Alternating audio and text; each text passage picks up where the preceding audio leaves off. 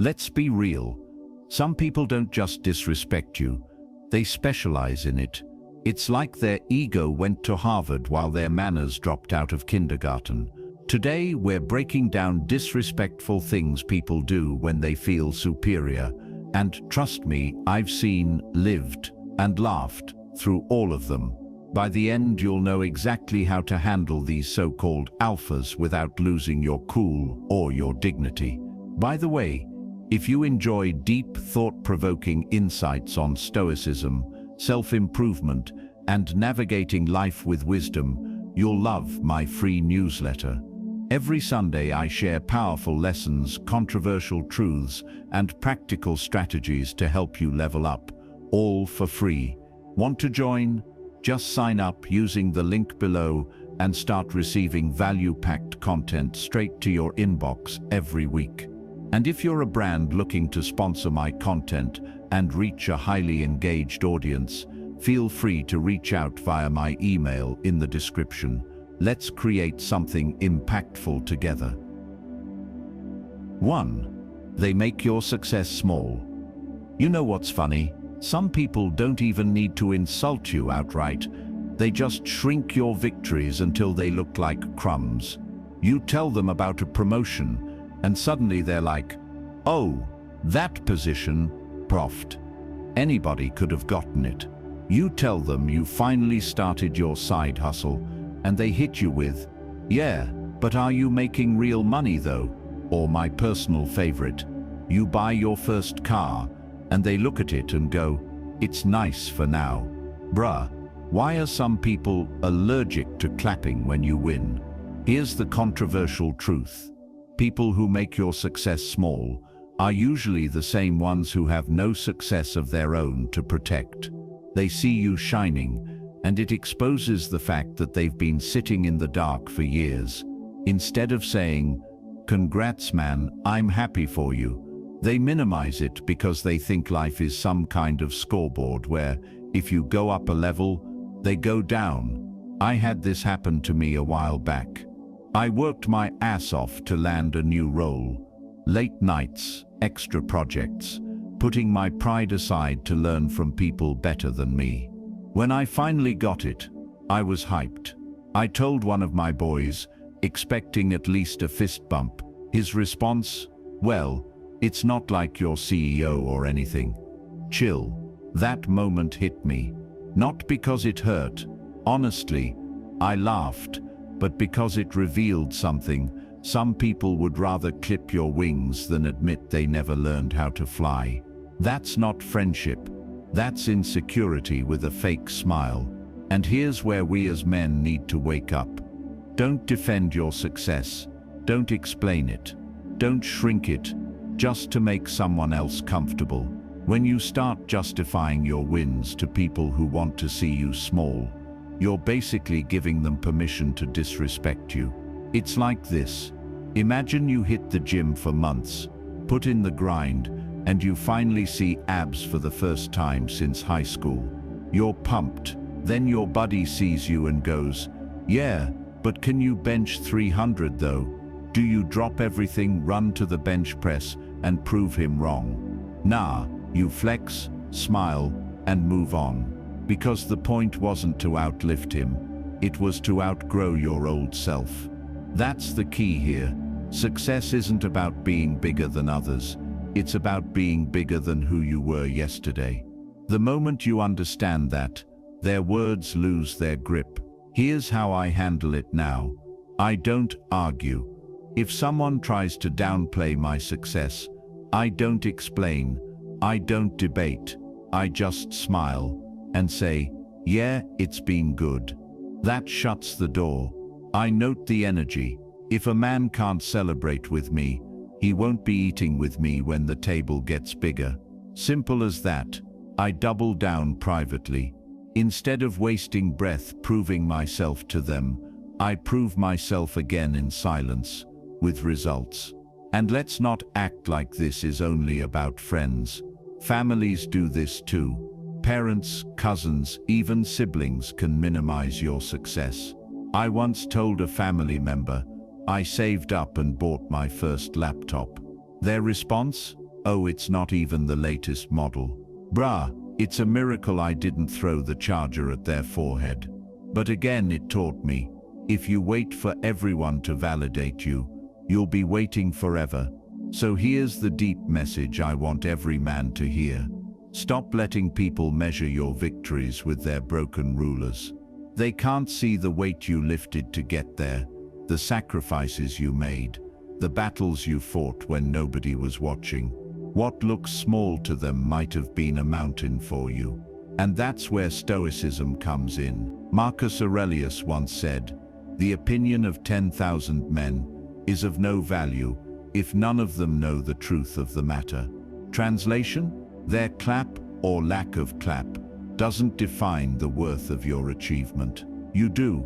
At the end of the day, when someone makes your success small, they're really just advertising their own fear. Don't buy the product. Don't dim your light. And definitely don't start thinking your progress is worthless because it didn't impress somebody who hasn't even left the starting line. Because here's the thing, when you celebrate your wins without apology, you give permission for others, real friends, real brothers, to do the same. And those are the ones you want in your corner. So the next time someone shrinks your success, smile, don't defend, don't explain. Just remember, kings don't need to justify their crowns to peasants. They just wear them. 2. They dominate conversations with me. You ever sit down with someone, maybe grab a drink, and before you can even open your mouth, they've turned the whole hangout into their personal TED Talk. You came to chill, maybe swap stories, but nope, you're now the unpaid audience for the me, myself, and I show. You know the type. You mention you had a long week. They interrupt. "Oh man, you should have seen my week." You tell them you went on a trip. They don't even let you finish before, "Well, when I went to Italy, it was way better." You try to talk about your struggles, but somehow you end up listening to a 45-minute monologue about their uncle's cat's hip surgery. Here's the controversial truth. These people don't lack awareness. They lack respect. They genuinely believe their life is more interesting, more important, and more worthy of airtime than yours. And what makes it worse? Some of them don't even realize they're doing it. They've been the star of their own drama for so long that they've forgotten conversations are supposed to have two players. Now, let me be brutally honest. I used to tolerate this way too much. Back in college, I had a friend, let's call him Jake. Every time we hung out, I'd leave feeling drained. Why? Because I knew everything about his life, his dreams, his ex-girlfriends, his gym PRs. But he couldn't tell you a single thing about me beyond my first name. I remember once, I tried to open up about a rough patch I was going through.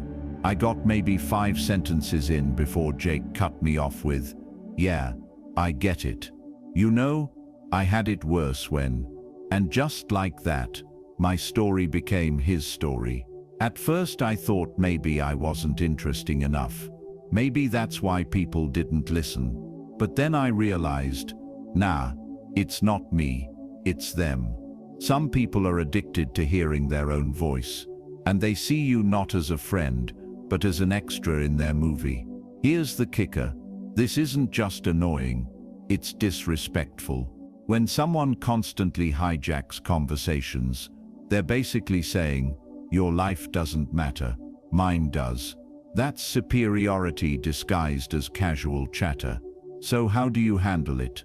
Stop being their audience. The biggest mistake men make is nodding along, pretending to be interested just to keep the peace. Don't.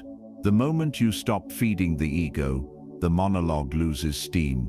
Call it out with humor. I've literally said, "Damn bro, did you bring a mic today? You're running this like a podcast."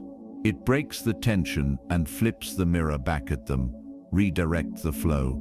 If you value the friendship but hate the habit, interrupt gently. "Cool story, man, But let me share something too. Real friends will adjust. Fake ones will get annoyed. Either way, you'll know where you stand. And here's the deeper message. As men, we crave to be heard. We might not say it, but every guy wants at least one friend he can open up to without feeling like he's talking to a wall. When someone dominates the conversation, it robs you of that space to express yourself. And if you keep letting it happen, you start shrinking. You start believing your voice doesn't matter. But let me tell you, it does. The older I got, the more I realized, if a man can't listen, he can't lead. Listening isn't weakness, it's power. Because when you listen, you build connection. And connection is what makes brotherhood real. Think about it. When was the last time you truly respected someone who couldn't shut up about themselves? Probably never. And that's the thing about these me people. They think talking non-stop makes them the center of gravity. But in reality, it makes them forgettable. The loudest guy in the room isn't the most respected. It's usually the one who speaks last and speaks with weight. So here's what I've learned. Man to man, protect your voice. Don't let people erase your presence with their noise. If you feel unheard, pull back. Surround yourself with men who don't just talk, but also ask, how are you really? Those are the ones who deserve your time. At the end of the day, life's too short to play a supporting role in someone else's endless monologue. A real conversation is like a game of catch. You throw, I catch, then I throw it back. But if they keep hogging the ball, bro, don't be afraid to walk off the field. Because here's the truth. Silence is better than being talked over. And solitude is better than fake connection. Don't waste your breath on people who only love the sound of theirs. 3. They ignore you in groups, but text later. This one stings because it's sneaky disrespect. You're with a group of friends, laughing, sharing stories, vibing, and suddenly you realize something. You don't exist in this conversation. Nobody's looking at you. Nobody's asking for your input. And when you do speak, it's like your words dissolve in the air. But here's the kicker. Later that night, your phone lights up with a text from one of them. Hey bro, had a great time today. Or yo, I really value our friendship. Wait, what? You value me in private, but ignore me in public. Make it make sense. Let me be controversial for a second. This is fake friendship at its finest. It's people who want the benefits of you, but don't want the association of you when others are watching. They'll text you one-on-one because you're valuable to them in private, but in the group setting, they treat you like wallpaper. Why? Because they think giving you attention might lower their social stock. I lived this. Back in my mid-20s, I had a group of guys I'd hang out with. When it was one-on-one, it was solid. We'd talk about real stuff. Goals, struggles, relationships, family drama. I thought, yeah, these are my boys. But in group settings, suddenly I was the quiet one. Not because I had nothing to say, but because whenever I did talk, the conversation would get hijacked or brushed aside.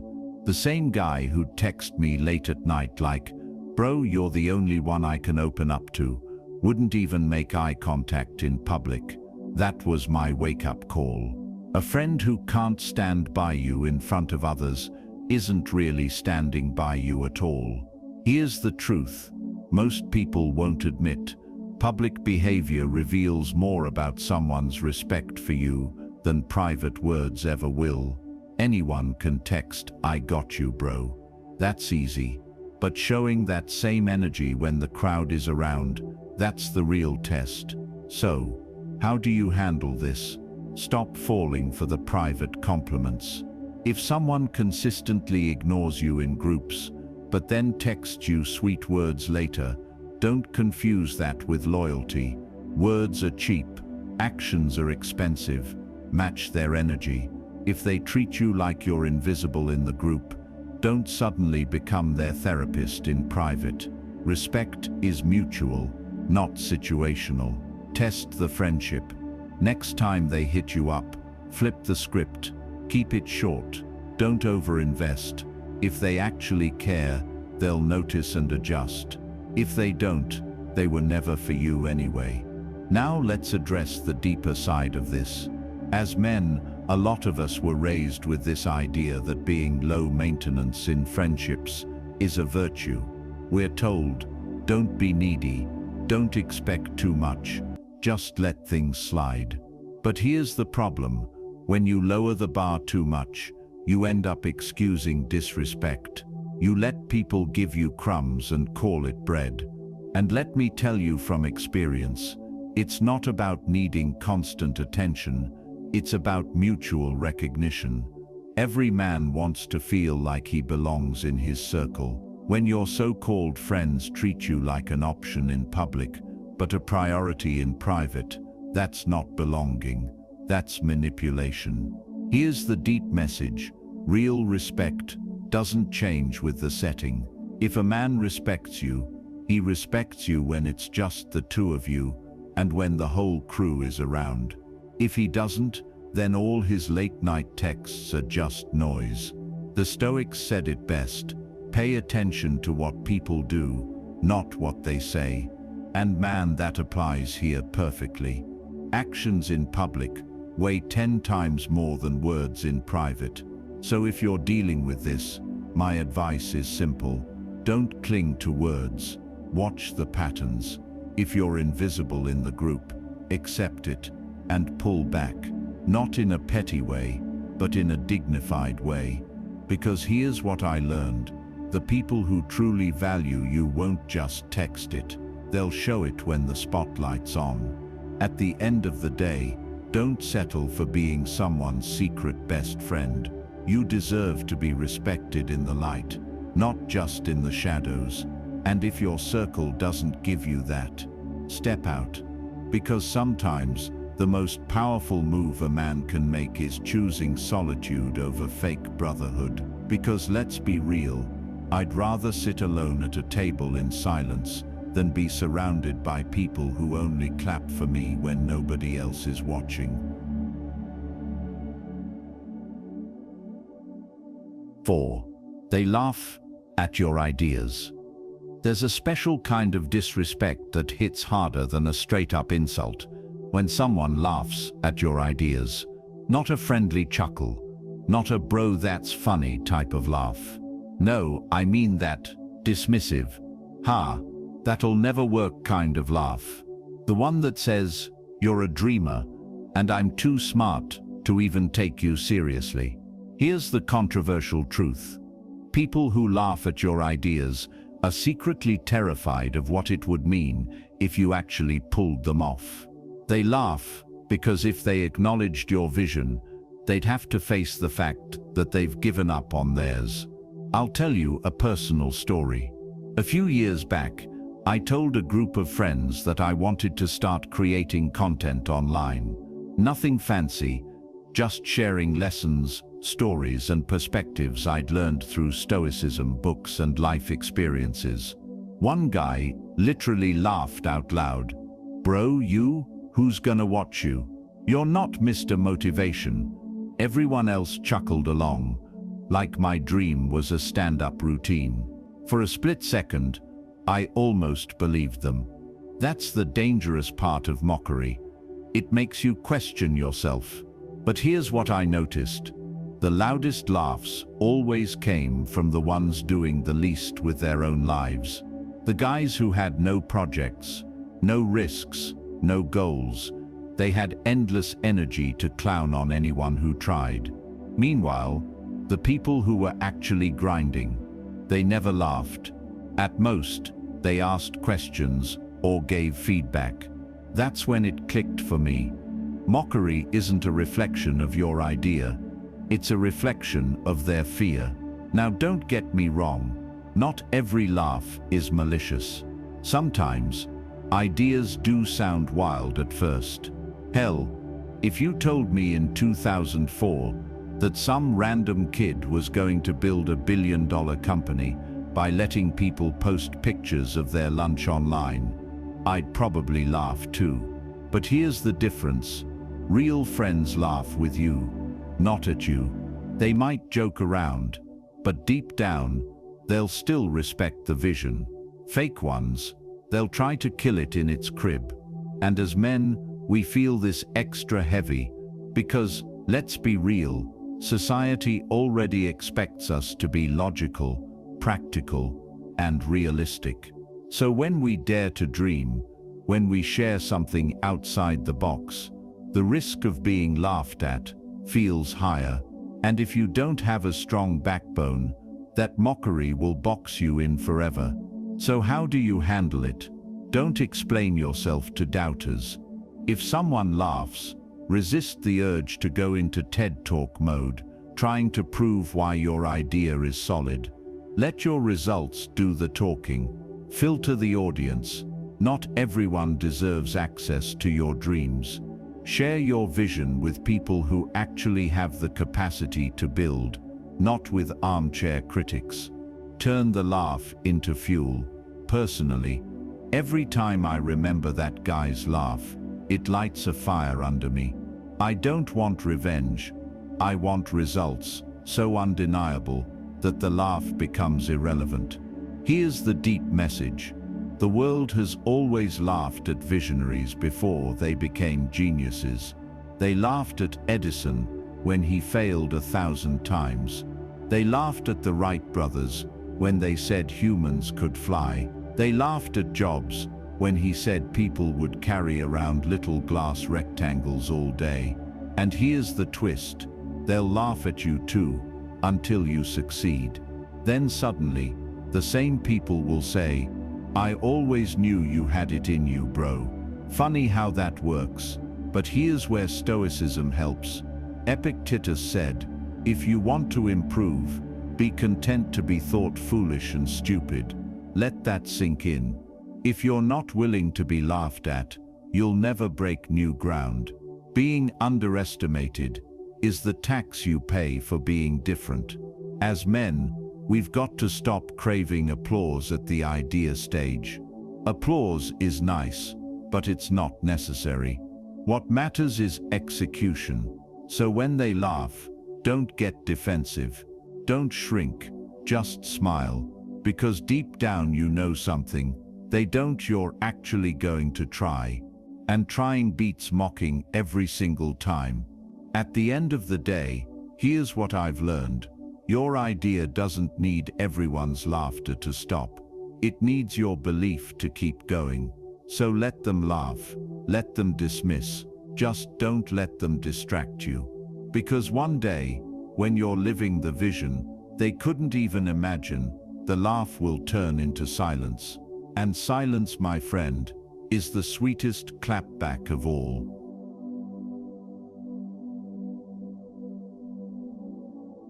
5. They brag like it's a job. You ever meet someone who brags so much, it feels like they're on salary for it? Like they wake up, clock in, and their 9 to 5 is reminding the world how amazing they are. They don't just sprinkle in an achievement here and there, they flood the room with it. Every conversation is a resume recital. Now here's the controversial truth. Bragging is often the loudest cry for validation. People who truly have it don't always need to say it. People who keep screaming about it usually don't have as much as they claim. I remember hanging out with a group of guys after a football game. One dude couldn't stop talking about himself. First, it was his car. Then it was his watch. Then his connections. Bro even bragged about knowing the DJ at a club. Like that's some royal privilege. The rest of us sat there pretending to sip our drinks, just to avoid rolling our eyes. Here's where it got funny. Later that night, I gave him a ride home. Guess what? His luxury car was in the shop again. The same car he wouldn't stop bragging about. His watch, fake Rolex. And his connections? Let's just say the DJ didn't even remember his name. That's when it hit me. The louder the brag, the bigger the insecurity. But let's be fair. Why do people brag? They want status. Humans are tribal creatures. Bragging is a way to shout, I matter, I'm valuable, look at me. They fear being invisible. Some men equate silence with irrelevance. If they're not heard, they think they don't exist.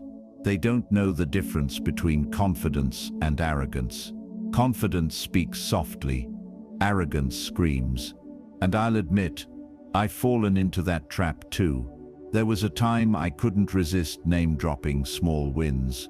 A project I did, a person I met, something I bought.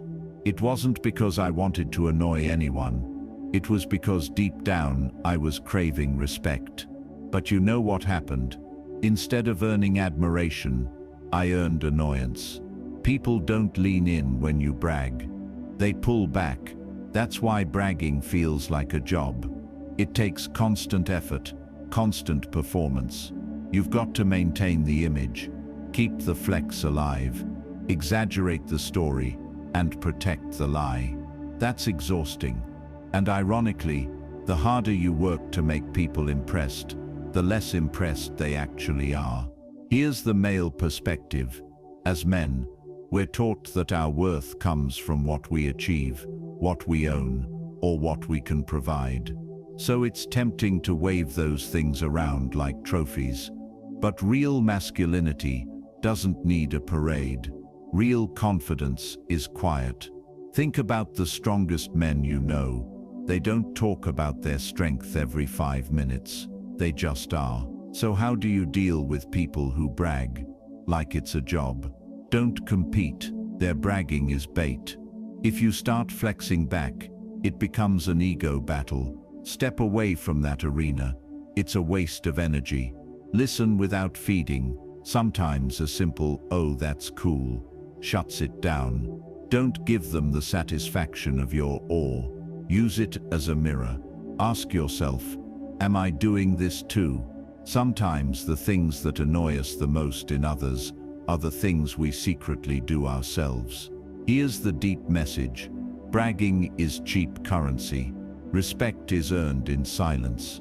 You don't need to broadcast your wins. The right people will see them without you saying a word. And the wrong people, they wouldn't clap for you anyway. Stoicism nails this. Marcus Aurelius once said, "Waste no more time arguing about what a good man should be. Be one." Translation: don't brag about who you are. Just live it. So the next time you see that guy bragging like it's a job, don't get irritated. Smile, because deep down, he's not really flexing on you. He's begging for validation. And if you want to be truly powerful as a man, don't join him on that stage. Stay grounded. Stay steady. Let your life speak louder than your mouth ever could. At the end of the day, bragging is noise. Character is signal. And the signal always outlasts the noise. So, there you have it. Disrespectful things people do when they feel superior. And here's the kicker. You can't control their ego, but you can always control your response. That's the real power. Anyone can get loud, petty, or defensive, but the person who stays calm, sharp, and dignified, that's the person people remember. At the end of the day, disrespect is just noise. The question is, are you going to dance to their tune, or are you going to walk to the beat of your own drum? I know which one I'm choosing. Now, if you enjoyed this and you want more deep, thought-provoking insights on Stoicism, self-improvement, and how to navigate life with wisdom, make sure you join my free newsletter. Every Sunday, I send out powerful lessons, controversial truths, and practical strategies to help you level up, all for free. The link is in the description. And hey, if you're a brand looking to sponsor content like this and connect with an audience that actually cares about growth, shoot me an email. Let's make something impactful together. Don't forget to like, subscribe, and drop a comment below. Which one of these disrespectful behaviors drives you the most crazy? I read every single comment, so let's get a conversation going. Remember, respect isn't demanded, it's commanded. And the best way to command it is to not even need it.